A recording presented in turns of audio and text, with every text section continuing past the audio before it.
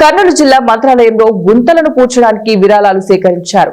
నిధులు మంజూరైనా ప్రభుత్వం పూడ్చడం లేదన్నారు. ఆ గుంతలు పూడ్చడానికి విరాళాలు సేకరించిన సిపిఐ నాయకులు మాట్లాడుతూ కౌతాలం, పెద్దకడుపూరు, కోసిగి మండలాల్లో మెయిన్ రోడ్డుపై ఉన్న గుంతలను పూడ్చడానికి భారత కమ్యూనిస్టు పార్టీ, సిపిఐ ప్రజా సంఘాలు, ఏఐఎస్ఎఫ్ రైతు సంఘం, ఏఐటియుసి విరాళాల సేకరణ చేపట్టారు.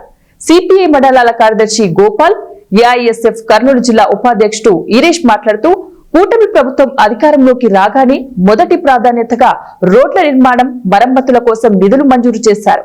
కానీ మండలాల్లో రోడ్డు మరమ్మతుల కోసం మంజూరైన నిధులు ఎక్కడికి వెళ్లాయో తెలియదు. కానీ రోడ్లు మాత్రం గుంతలమయంగా మారింది. నిత్యం వివిధ ప్రాంతాల నుంచి వేల సంఖ్యలో వాహనదారులు, ప్రజలు ప్రయాణం చేస్తున్నారు.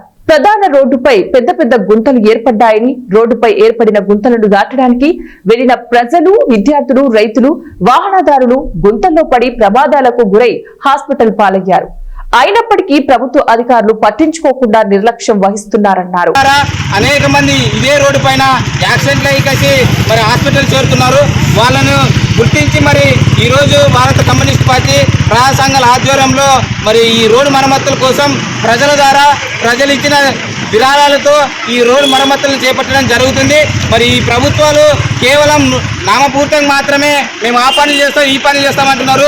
మరి ఇక్కడ ఉన్నటువంటి ప్రజలు ఇదే రోడ్డు పైన మరి లారీలు కానీ, బస్సులు కానీ వేల సంఖ్యలో వెహికల్స్ వెళ్తున్నాయి. మరి అధికారులు ఎన్నిసార్లు పడిపోయినా కూడా పట్టించుకోకపోవడం సిగ్గుచేటు. ఈ కూటమి ప్రభుత్వం మాటలకే చిన్న వర్షం వస్తే వర్షంలో నీళ్ళు నిలబడి మరి చాలామందికి వాహనాలు కానీ, స్కూటర్లు కానీ అక్కడ ఇక్కడ రావాలన్నా కూడా చాలా ఇబ్బందికరంగా ఉంటుంది.